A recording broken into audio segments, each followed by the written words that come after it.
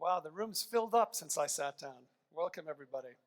Also, thank you, Sachin. I think that Sachin has been an extraordinary leader for me here in India, building the Forevermark brand from, as we say, literally zero, where we started. And for those of you who don't know, we've opened a new De Beers Group office as well in Mumbai, where all parts of the De Beers Group are together, which we're thrilled, and Sachin is looking after that office for us. So congratulations as well, Sachin, on your expanded role for the De Beers Group, which we are indebted to your passion and your commitment to diamonds and to India. I love the theme of Be Limitless. I think it's a great theme because it's what I feel when I look at the Forevermark and I look into the opportunities here in India. Each year I set for Sachin an objective of saying, okay, we want 20% growth. Sachin laughs at me and says, no, I'm going for 100. And I think, well, actually, why not? It's there for us to make what we make of it. And when I was thinking about the theme of Be Limitless, it made me think back to where we all started. It's for some particular reason, it's a pleasure for me to be here in Bangalore, not just because the weather's a lot better than Mumbai. It all started for us here in Bangalore. Sachin and I came prior to the launch in 2011. Our first partners, Abram and CKC, were here in Bangalore, and without a start, where do you go?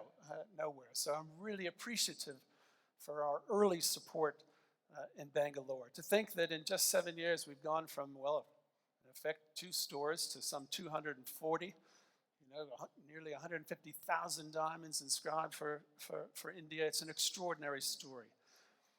In volume terms, that growth over recent years has taken India for us in the Forevermark world to number 2 country in the world. We sell more Forevermark diamonds here in India than we do in the US. Yeah. Applause for you in the room who make it happen. But actually, I'm getting a little of that Sachin passion. And, why number 2? Why not number 1? Why can't we collectively make India number 1 in the world for the place where we sell more Forevermark diamonds? I think that that's a burning ambition, and it's a burning ambition we should grasp at this forum and work out how do we make that not just an ambition or an aspiration, but a reality, because it's within our grasp to do. And we need to do it. Sachin and the team over the next couple of days, I'm sure, will show you all the things that we can do collectively to make that possible. But if we grasp it, it is an aspiration and ambition within our grasp. And partly it made me think, well, why am I so confident about that? And I think it's useful sometimes just to take a step back and think about Forevermark and what it means and why I think it is absolutely the right thing at the right time. And it's important in life, if you have a really good idea, that actually it is of its time. I've seen some good ideas that were too early and others that are too late and they don't work as well. But I think it is of its time now, not only in the world, but here in India.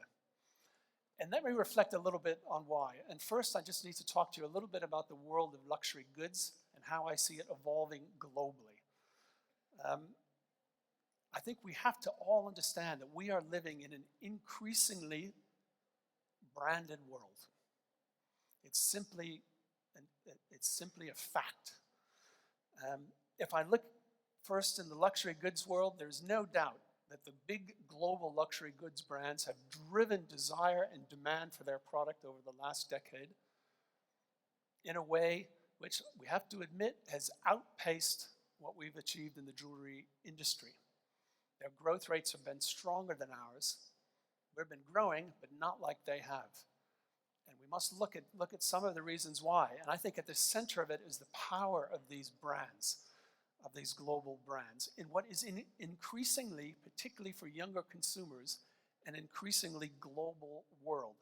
And the thing that's making that happen is social media. It's an extraordinarily powerful thing for brands that have a global footprint.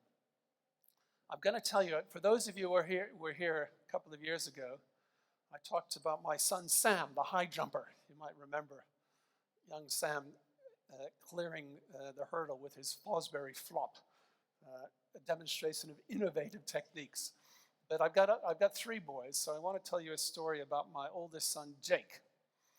Jake came to me a couple of months ago, and he said, and you have to listen really carefully to young people to understand really the insight.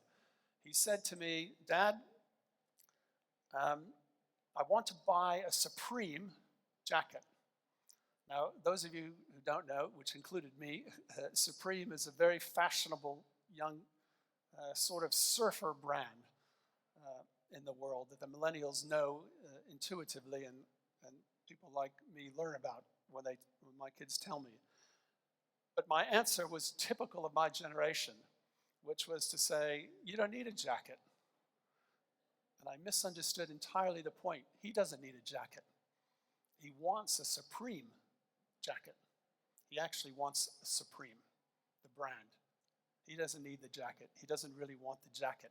He wants what the brand meant. And I said to him, well, how did this, why do you want this? He said, well, I was looking at my social media and they got this really cool new thing. And so that's the other insight. His desire for the product was created by him following, not jackets. He doesn't follow jackets on Instagram. He follows Supreme. And they created desire for him to buy something that he didn't need and didn't know he needed because he follows them. And that's why this power of social media to make brands so powerful as creators of desire is a reality we now need to appreciate in the environment where social media becomes the dominant marketing force for a generation of consumers. And they don't just look at local brands, They search the global world. Supreme is not a British brand where my son lives, but he follows it and he knows about it. And he'll tell you the story of the founder of Supreme and what his aspirations in life are. He knows this so much more, which branded social media drives. That's one of the reasons why we're seeing this branded world grow. The good news for us is that diamonds, long unbranded, are catching up. The data we're seeing today from places like America and China show us that the majority of diamond engagement rings sold today in those countries are considered by those consumers to be branded. A decade ago in America, the figure was way south of 10%, so it's accelerating fast. That's a good thing for us, because if we don't harness the power of brand, we're going to lose these young consumers to other product categories. Brands give, we all know, margin, and gosh, we know we need that. We need margin and profitability in our business. They give us marketing muscle, particularly global brands, because we can harness the power of marketing across multiple countries, particularly in the social media world. They allow us to use that technology of today in the digital world in a way it's very difficult for an individual jeweler to do. The brands, Forevermark, can help him to do that. And I guess, lastly, we just recognize they're in a global world now with these consumers. Whether we like it or not, they're living in a global world. And the brand have the ability to be in that global world while translating it back to a local opportunity. That's why I think we need to harness, for our industry, the power of brands. The second thing I've seen, which again is, I think, really interesting for the jewelry industry and for Forevermark in particular, is we've seen a change in the luxury goods world about what they consider to be the pillars of their industry, the foundation upon which they build their brands. If we went back a decade, they would say there are 3 key words that drive luxury brands: exclusivity, quality, and status, symbol of financial wealth. And they define themselves around that. I mean, I always thought exclusivity was the most interesting because it's defining yourself by what customers you don't want and what customers you do have. And I can remember so well as a young man going into a Cartier store. Hope there's no Cartier people here today. It was a long time ago. And when I went in, I felt like The salesperson thought that they were better than me. It was the arrogance they felt. And they actually were trying to project that. They were trying to say Cartier is only for some of us, because that was exclusivity. But those days, my friend, exclusivity, just quality, and just financial status, they are going. And they're being replaced by three other characteristics. Inclusivity. I'll talk a little bit about these as they relate to Forevermark. Inclusivity, which means no more arrogance. If a customer loves our product, whoever they are, we love them. We're not judgmental. We love people who love what we do. Secondly is about craftsmanship. Now that's similar to quality, but it's not the same. And this is what consumers are looking for. If you talk about quality, I can bang quality out on a machine over and over. Craftsmanship is about where's the magic of the hands? Where's the expertise that creates something which is perceived by the consumer to be unique? That's the difference between craftsmanship and quality. And this is a great opportunity for the jewelry industry relative to other luxury goods. And the third is that the old financial wealth status is being replaced with some other aspiration. And that aspiration is called social purpose. I don't aspire to the product because it makes me look wealthy. I aspire to that product because by owning and wearing it, it makes me look like I'm a good human contributing to the world. Social purpose. And being defined, we see this already in the Western market. If you're just defined by wealth, people look at you, a product defined by wealth, people look at you a little bit like, well, is that really right? But if you're defined by something which is making a positive contribution into the world, that becomes something I want to be part of and respected for. It's a subtle change. So remember these three words: inclusivity, craftsmanship, social purpose. And when I think about Forevermark, I think, wow, we're there. Huh?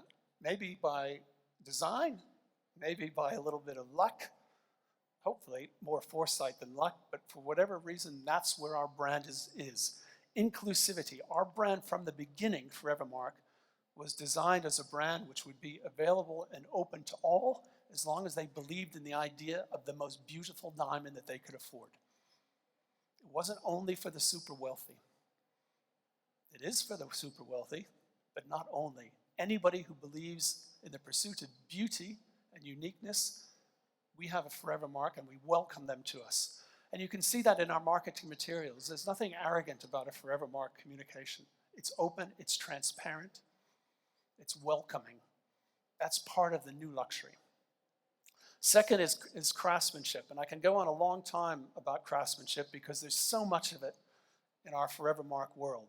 It clearly starts with a selection by people, experts, with eyes and experience of the diamonds which are more beautiful than other diamonds of similar 4C characteristics. It has to start with the inherent beauty, not about paper, as Sachin said. It's about beauty of the diamond, because that's what matters to people when they wear the diamonds and people see them sparkling fantastically. It's about that beauty. That requires skill and experience.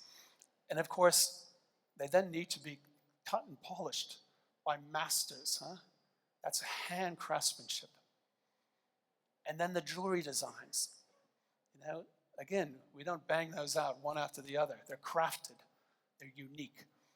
Packaging all that together, all of that uniqueness and craftsmanship is precisely what consumers tell us they're looking for as they look for luxury in the future. They don't want the same as everybody else. They want to feel experts involved. And the third, of course, is social purpose. And this has been at the heart of Forevermark from the day we designed it as a differentiator from other luxury goods.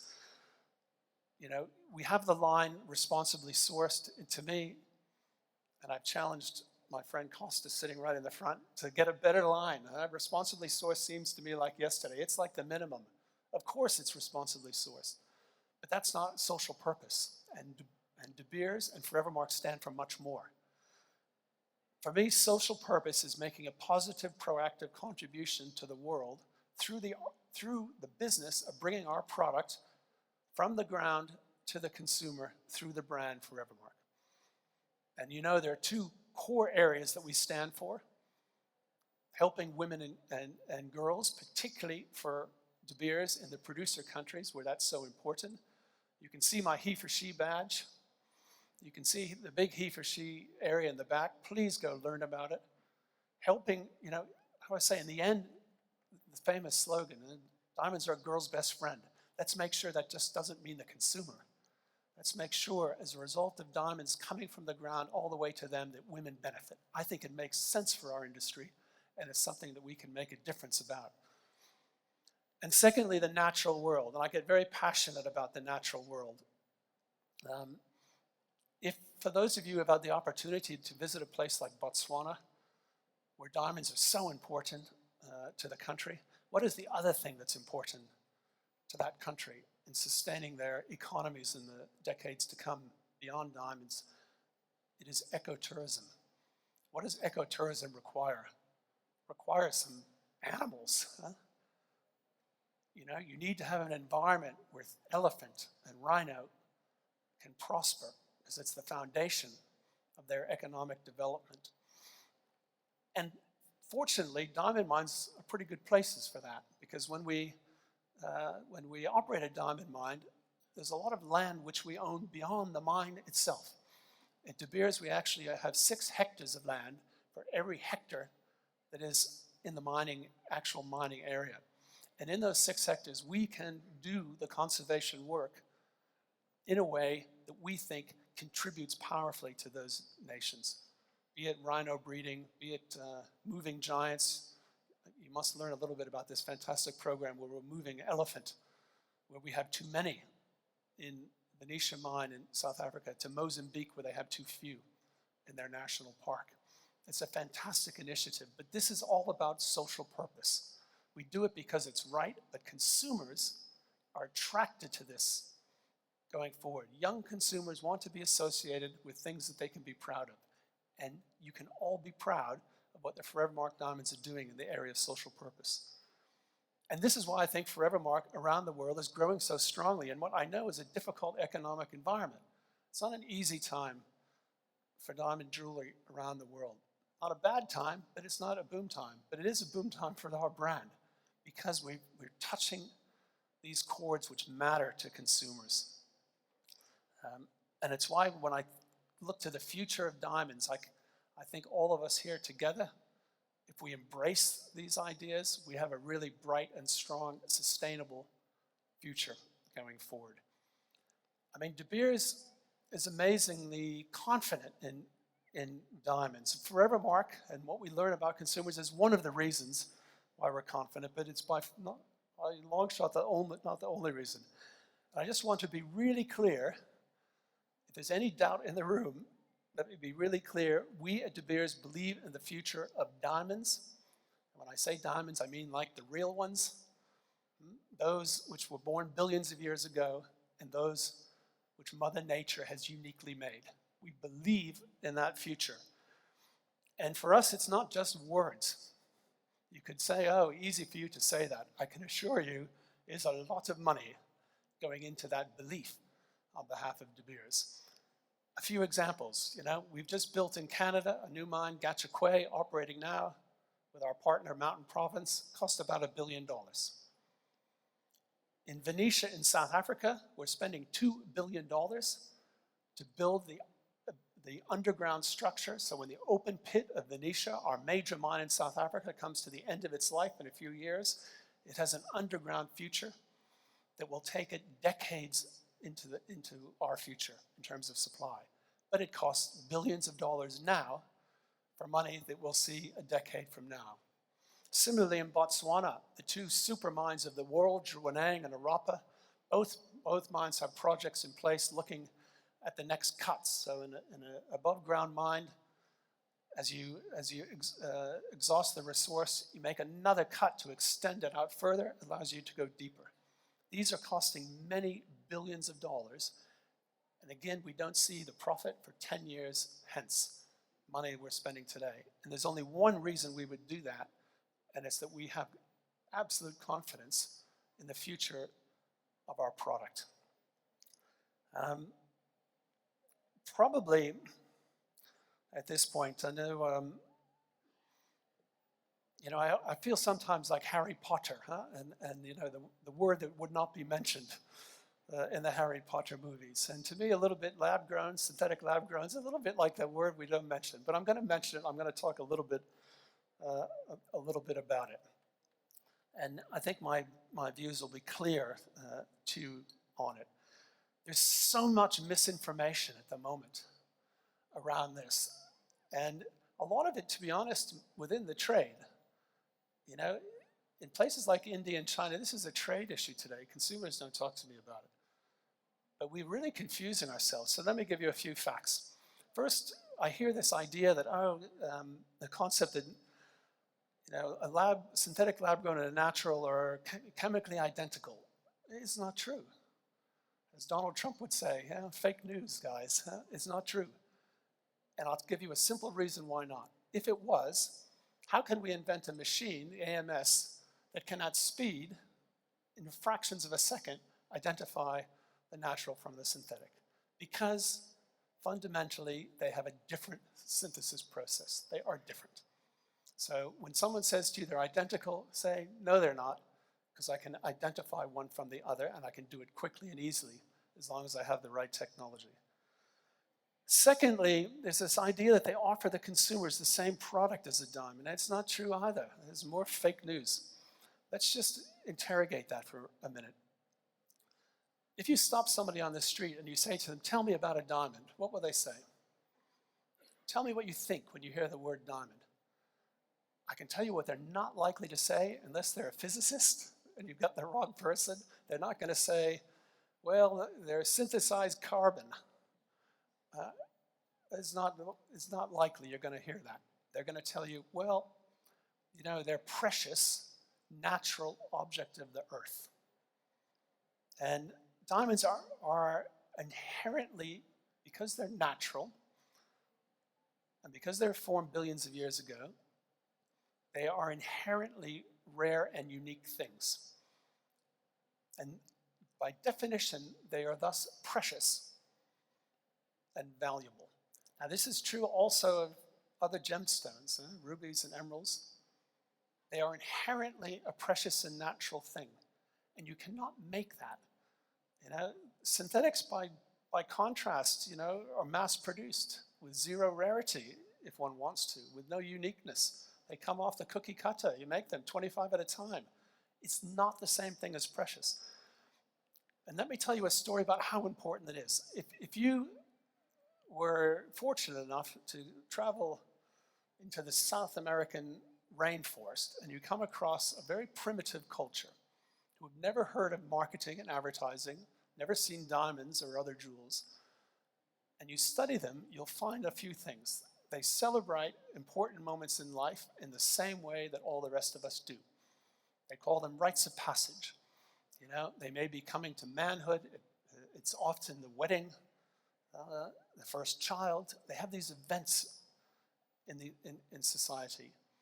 And for those events, they find something in their world which they consider in their world to be precious to them. Often it has something to do with nature. Often it's wood from a tree, or something to do with something, but almost always a natural. But in their world, that thing is rare and that thing is precious. And they use that precious thing to mark what is a precious occasion for them. And that's the way diamonds work in the world. It's not because we've created a marketing myth that diamonds are this thing, although I quite like to take some of the credit if you want to give it to me. It's because the diamond, because it's natural, rare, is inherently a precious thing. So when people sought something to mark important moments in their life, they sought something precious to do so. And that's why only a natural diamond will sustainably be the thing that marks important events, because it is precious. And by contrast, an LGD is not. and cannot over time become that. It doesn't have the properties. The third thing, I guess, that gets me going sometimes about the LGD world is the idea that their price should be related to naturals. In any way, shape, or form, this is wrong. It's certainly misleading to the consumer, and I could argue it's even unethical. Why should you price something that you make as a discount on the price of a natural object whose price is based on its rarity value and the extraordinary cost in bringing it from the bottom of the earth to the world? That's what drives the price of diamonds. And they become, if anything, rarer and more expensive to extract from the world as we look forward into the future. And they have an enduring value because of that. The value is real, as in all natural gemstones. And that's why we've seen LGD pricing drop. I don't know if you know, the prices at retail in America have dropped between 30 and 50% in a year. Wholesale, 65% down in a year. And I can tell you, it's not the bottom. The bottom is the cost at which you make them, which is substantially lower than what they're being sold at today. So as production increases, the prices are going one way, and probably fast. That's not, to me, what diamonds are. Diamonds don't do that. Diamonds hold their value, and they're about enduring value. And when we've tested some of these ideas with consumers, one thing that really gets them to understanding is when you say to them, remember that flat screen TV you bought, and you spent like a month's income to get it, and now you go back into the store 10 years later and you can buy one 5 times as big for 10% of the cost. That's what technology does. And that's what's going to happen. And when they hear that, they think, crike, why am I spending all this money on something that's going to have zero value? I understand that. Where with nature's product, they understand the inherent rarity and that the money spent is something invested in. The next time they go into that store, it's going to be in there, sold for valuable, hopefully for more, certainly not for less. That's all part of the psyche, but we need to articulate that. And I guess what De Beers does appreciate is the need to tell that story more powerfully than we have in the past. And that's when Sachin referred to this concept of the Forever Initiative. That's where we're focusing more effort now.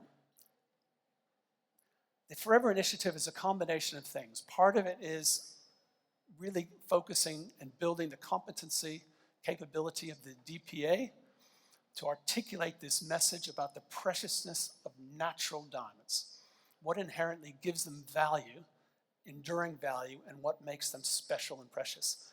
And from September of this year, you're going to see much more geared up effort from them against this all-important task.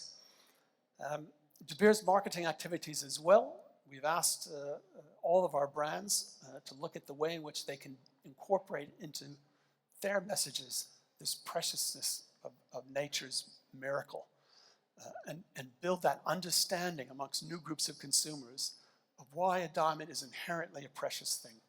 When you believe that, you're not interested in buying anything else. But we need, no doubt, to increase that.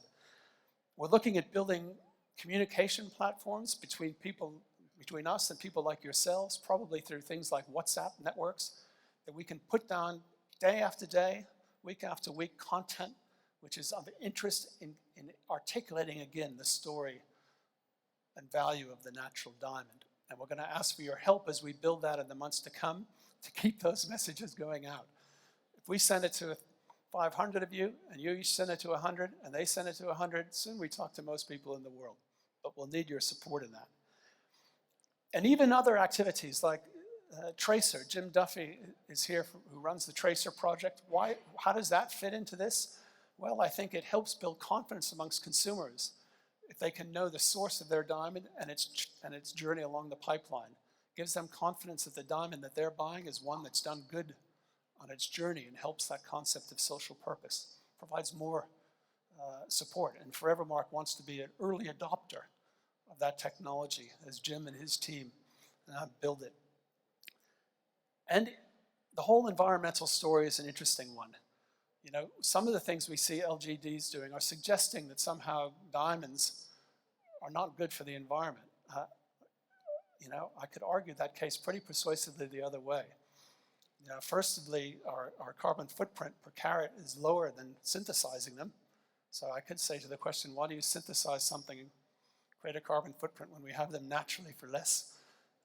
But again, that story of protecting the environment, I think, is so powerful. We're giving back and preserving and conserving the environment.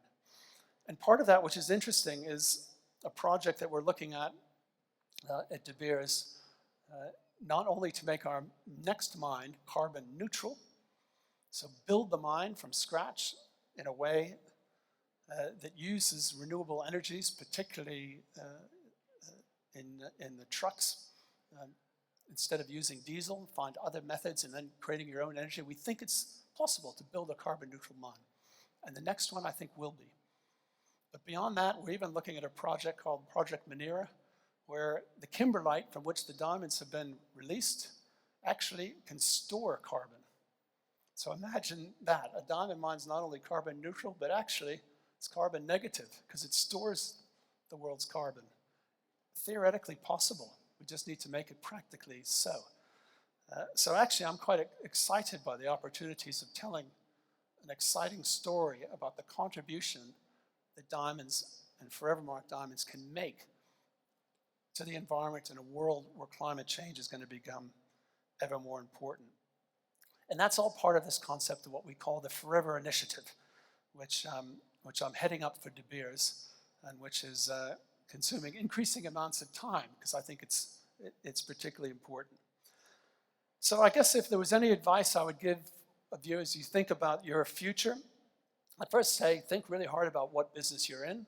I think I know what business you're in, but you need to decide that. I think you're in the business of selling precious, valuable things of enduring value and meaning to consumers. To me, that's really the role that jewelers fill in our cultural world. And I think as you think about your customers, I think you think about your customers as customers for life. And customers for life you have to treat properly now if you want them when they come back in the future, or if you want them to come back in the future, but certainly when they come back in the future to be happy with you.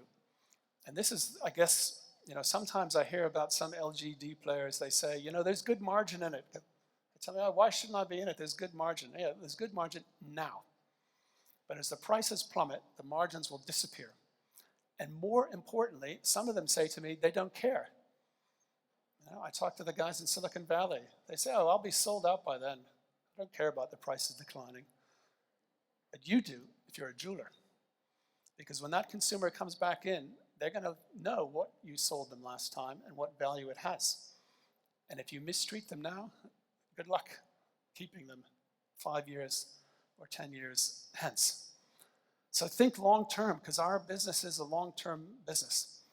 And De Beers, we're in it for the long term. And we need partners like you to be in it with the long term with us. So I guess lastly, what we want collectively to do is to educate together your customers about the preciousness, the uniqueness, the enduring value, the social positive contribution of natural diamonds. Because that story is really compelling when we tell it in the right way. I guess that's really where I end on this concept that as I look around the room, this is a room full of leaders. These are the leaders of the Indian jewelry industry. De Beers, we've always thought of ourselves as a leader of the diamond industry, and we need to do what's right for diamonds as we look forward. But collectively, we have it within this room, the power to shape this market the way we want it. And the way we act will be the result that we then have, the environment we build for ourselves. It's what makes me so optimistic. I know we live in a troubled world sometimes. We live in certainly a world of disruption. But through all of those issues, it's a matter of confidence, optimism, and clarity of thought, and collaborative approach. And if we take it, I think we'll be really excited with the results that we find. And again, it's why I like this theme. It's a great theme, limitless. collectively, together, if we think in a much more ambitious way than marginal growth rates, if we think about what we can make of what we have, I think the future really is ours and that it does have no limits. Thank you very much for your time.